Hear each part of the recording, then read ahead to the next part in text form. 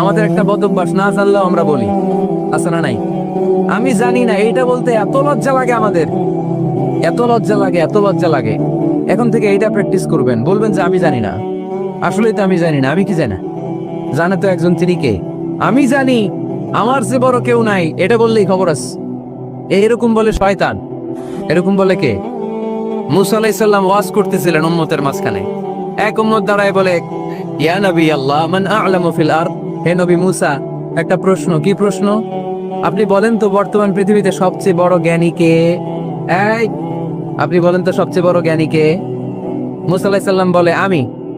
মুসা আলাইহিস সালাম কি বললেন?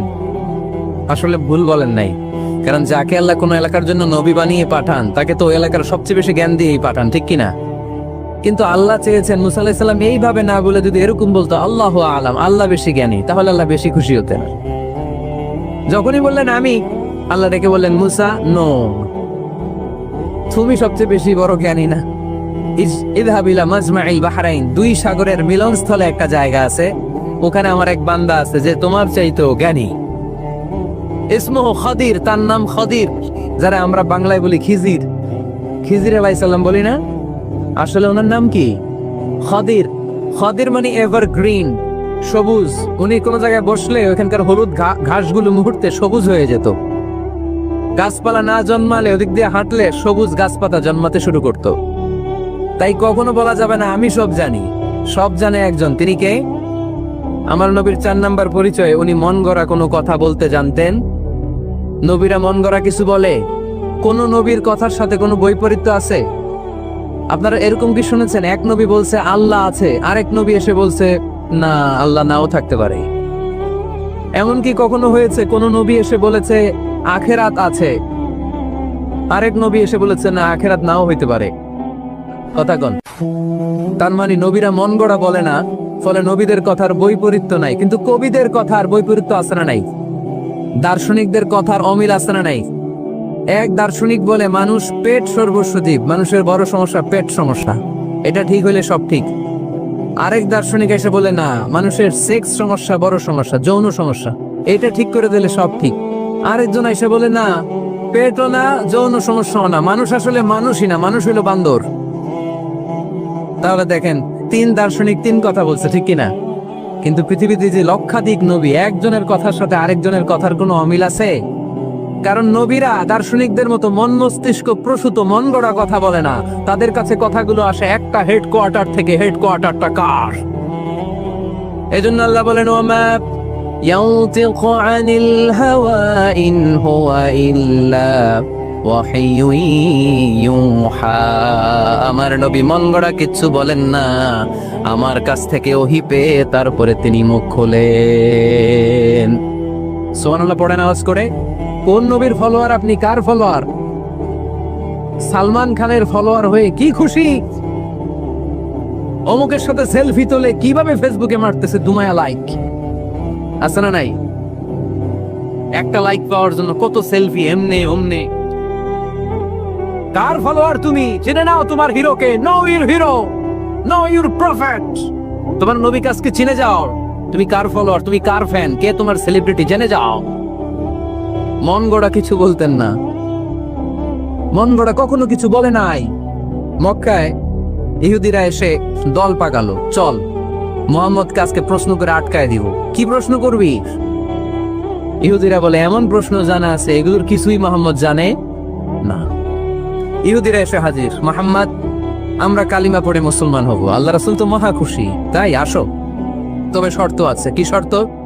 3টা প্রশ্নের উত্তর দিতে পারলে লাইন ধরে আমরা সব কালিমা পড়ে ফেলবো।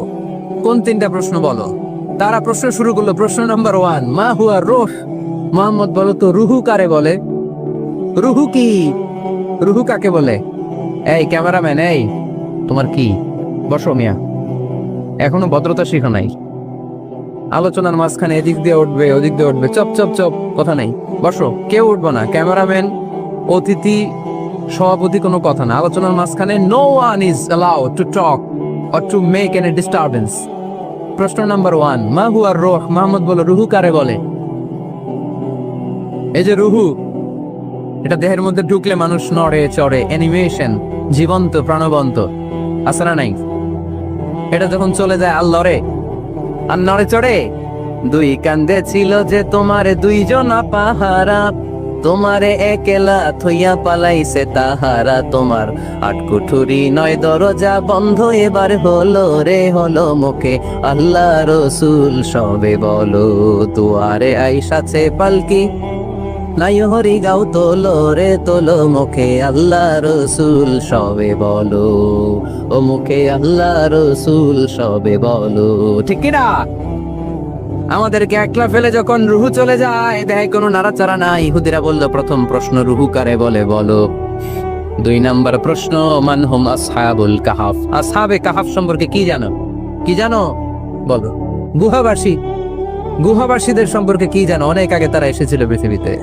3 নাম্বার প্রশ্ন, মান হুয়া যুলকারনাইন, যুলকারনাইন সম্পর্কে কি জানো বলো। প্রশ্ন কয়টা? প্রথম প্রশ্ন কি সম্পর্কে? রূহ। দ্বিতীয় প্রশ্ন আসহাবে কাহাফ। তৃতীয় প্রশ্ন যুলকারনাইন।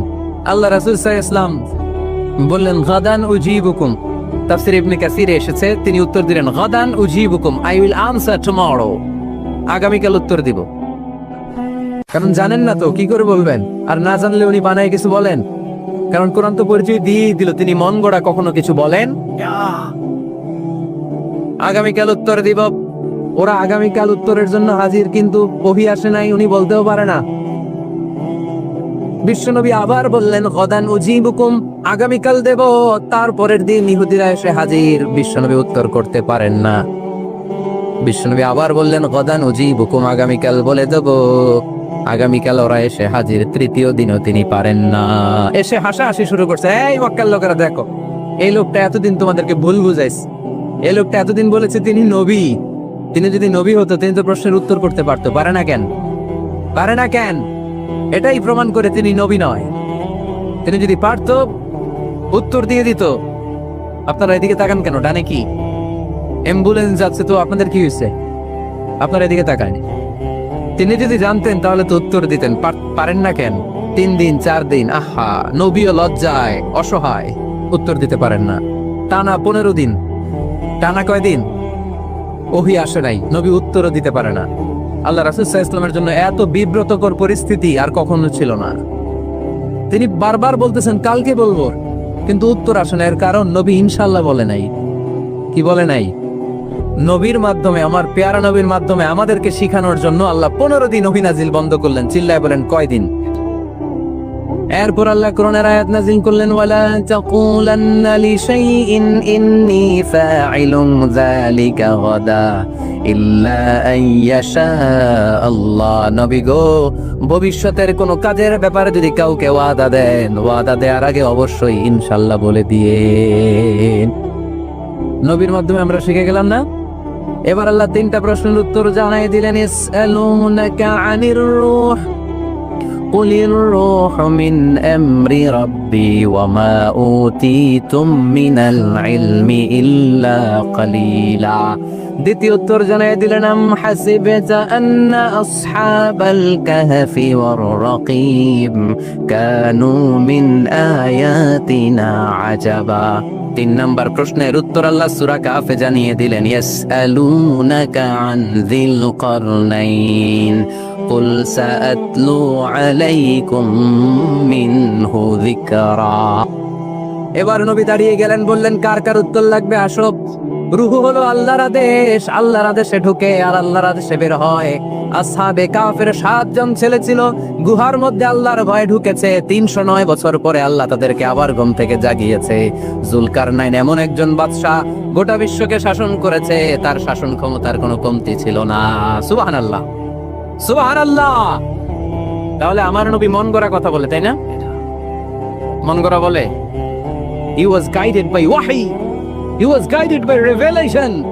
উনার কাছে ওহী না আসলে, ওহী না নামলে তিনি কখনো কোনো কথা বলেন না। তাহলে আমার নবীর 4 নাম্বার পরিচয়, তিনি মন গড়া বলে না, জেনে শুনে ওহীপ্রাপ্ত হয়ে বলে। সুবহানাল্লাহ পড়েন। এরপর কোরআন আমাদেরকে জানালো নবীর 5 নাম্বার পরিচয়, আমার নবী হচ্ছেন দিলদরিয়া, রহমতের নবী, দয়ার নবী, মায়ার নবী, ভালোবাসার নবী। আমার নবীর ভালোবাসার কমতি নাই। তিনি হলেন রাহমাতাল লিল আলামিন। তিনি কি? প্রথমে তিনি ছিলেন রাসূলুল্লাহ, তারপর তিনি শেষ নবী, তারপর তিনি মানুষ ছিলেন, তারপর তিনি আন্দাজে মন গড়া কিছু বলেন না। 5 নম্বরে কোরআন বলল তিনি রাহমাতাল লিল আলামিন। তিনি কি? আরো জোরে বলেন, সবাই বলেন। মুখস্থ হয়েছে? পরিচয় দিতে পারবেন না নবীর?